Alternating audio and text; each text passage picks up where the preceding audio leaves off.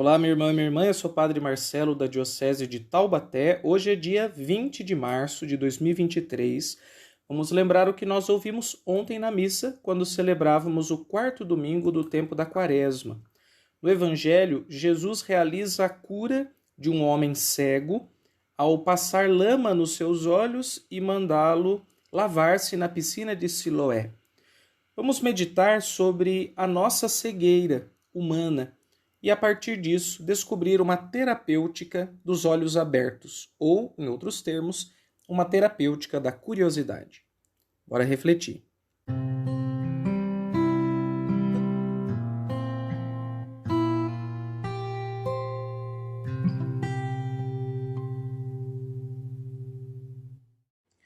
Vamos fazer então esses dois pontos de guia da nossa reflexão: uma diagnóstica da cegueira e uma terapêutica da curiosidade.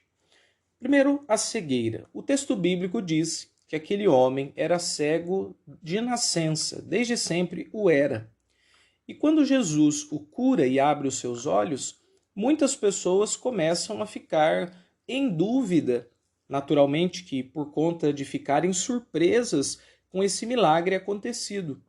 Alguns começam a achar que Jesus era um grande homem, um profeta, um milagreiro.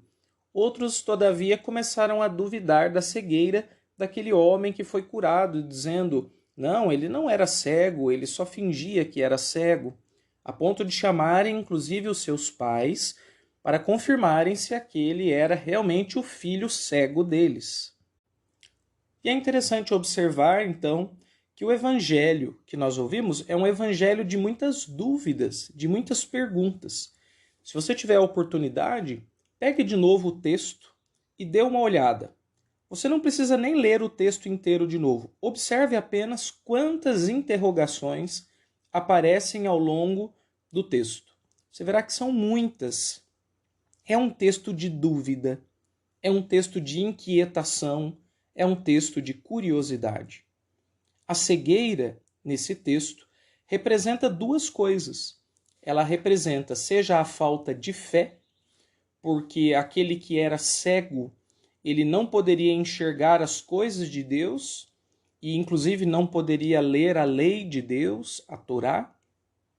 E, ao mesmo tempo, a cegueira representa a impossibilidade de discriminar as coisas, isto é, de distinguir, de discernir, de ver se uma coisa é X ou é Y. A cegueira é a ausência do acesso à luz da fé e a ausência do acesso ao discernimento do mundo. Ora, todos nós somos carregados de cegueiras. E nossas cegueiras são de muitos tipos, mas eu gostaria aqui de usar uma comparação da cegueira escura e da cegueira clara. Eu tiro essa comparação de uma obra do escritor português José Saramago, chamada Ensaio sobre a Cegueira. Existe o livro e existe o filme, que inclusive eu super recomendo que você assista. Um filme dramático, tenso, e que após ele faz a gente rever o nosso conceito de humanidade. É um filme muito impactante. Nesse filme, tudo começa quando um motorista, no meio do trânsito, se não me engano em Nova York ou numa dessas grandes cidades dos Estados Unidos, ele começa a ficar cego. Só que a cegueira dele é uma cegueira branca. Diferente de quando nós fechamos os olhos e que a gente vê, entre aspas, tudo escuro, ele via tudo claro. Era um brancão só.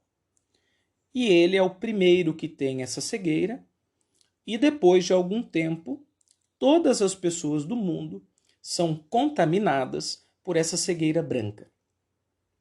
O filme se desenrola, então, numa tentativa de algumas pessoas sobreviverem nesse mundo pós-apocalíptico, porque, dado a cegueira, houve muita confusão, brigas, guerras, e o mundo está um caos. Num dado momento do filme, mais para o meio, há uma cena que acontece numa igreja. E quando eles chegam na igreja, as imagens dos santos estão com as vendas nos olhos também. E há aqui toda uma crítica religiosa que o autor faz, é claro. Mas pensemos por comparação. Quando vendamos os nossos olhos ficam então na escuridão. É uma cegueira escura. Ora, nós temos então dois modos de pensar a nossa ignorância, nosso não saber, nossa falta de visão das coisas de Deus e das coisas do mundo, como excesso de luminosidade e como carência de luz. Nós poderíamos dizer que o excesso de luz pode representar a nossa pretensa sabedoria.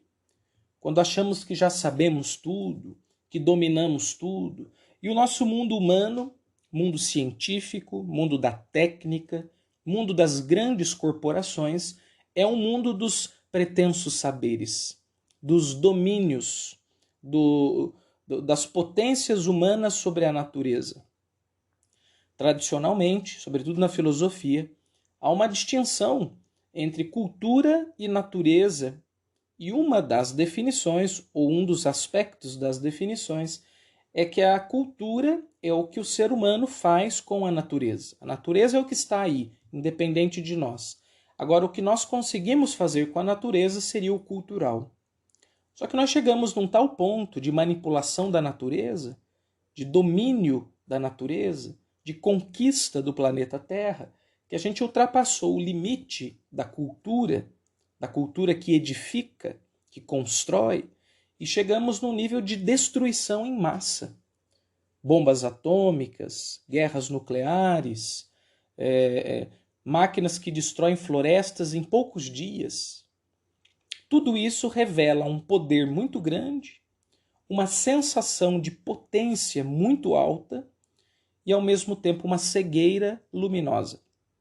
Porque a gente tem tanta informação, tanto acesso, numa linguagem técnica. Nós somos uma sociedade da tecnociência, que nós ficamos cegos por esses saberes.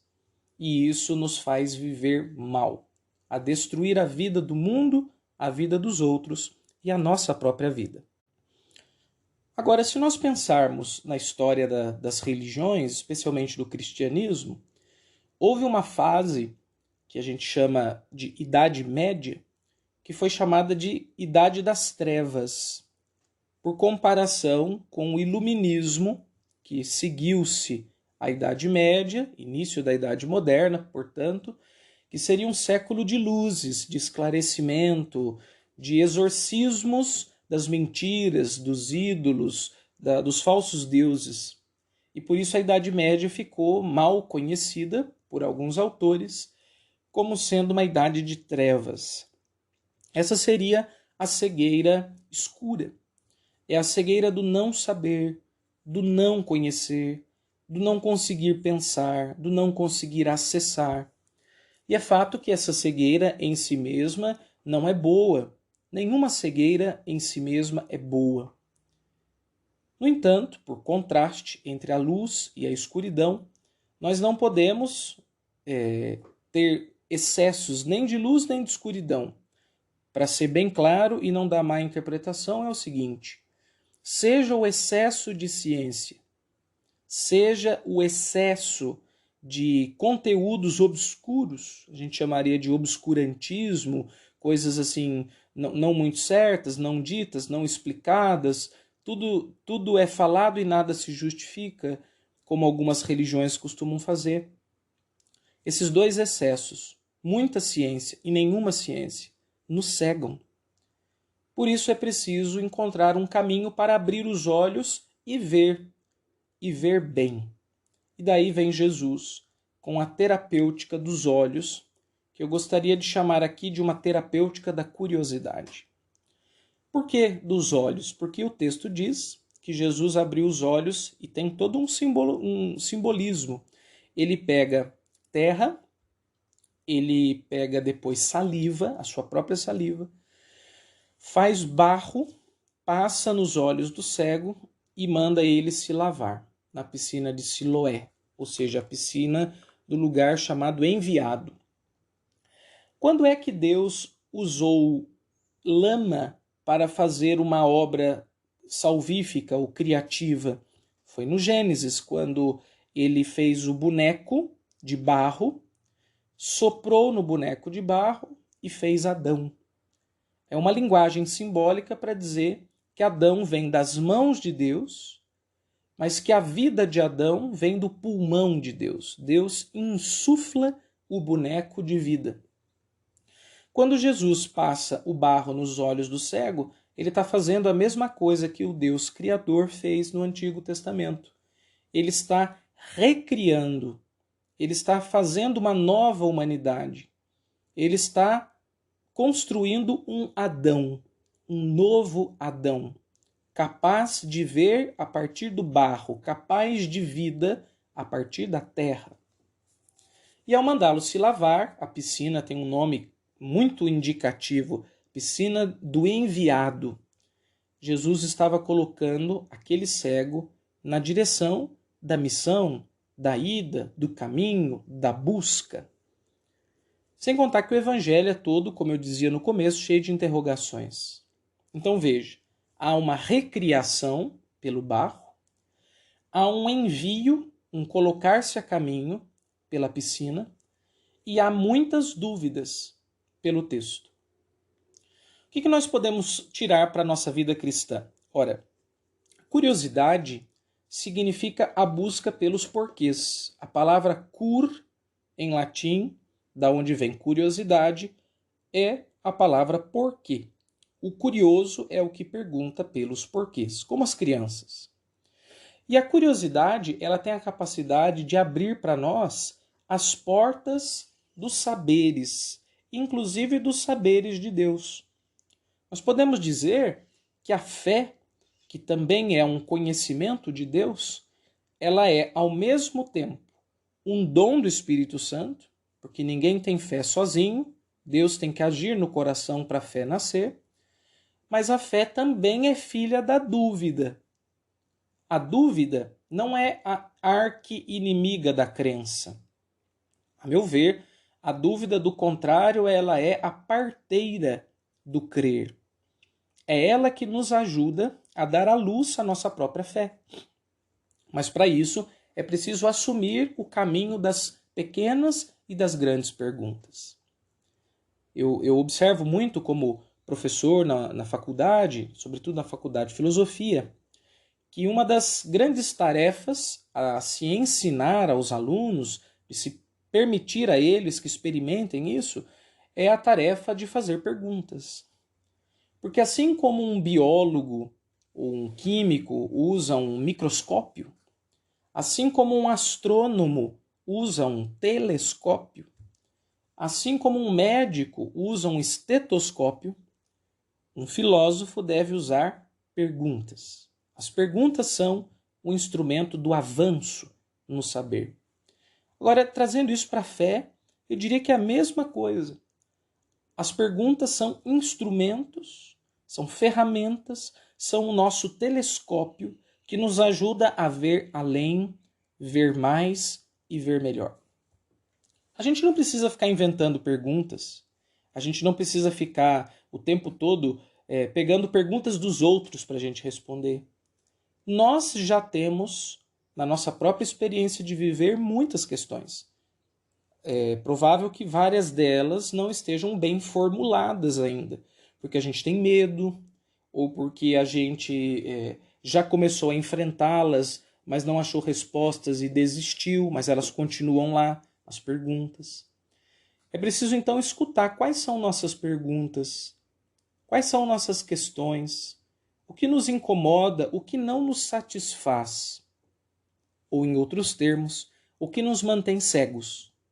Seja a cegueira clara do excesso da ciência, seja a cegueira escura da falta de compreensão das coisas. É preciso deixar Jesus despertar-nos na nossa busca. A piscina se chama enviado. E nós somos enviados, a partir do evangelho de hoje, a olhar melhor. E para olhar melhor, nada melhor do que a lente das grandes e pequenas perguntas. Essa é uma terapêutica da curiosidade.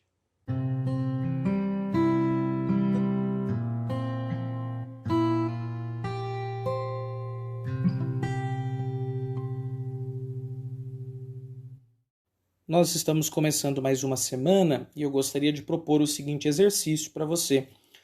Junto com a sua agenda ou o seu caderno de anotações ou celular, não sei como que você costuma organizar a sua vida aí, procure, além das coisas a fazer que você anota, trabalhos, compras, documentos a levar para um lugar ou para o outro, etc., procure ir tomando nota das suas questões.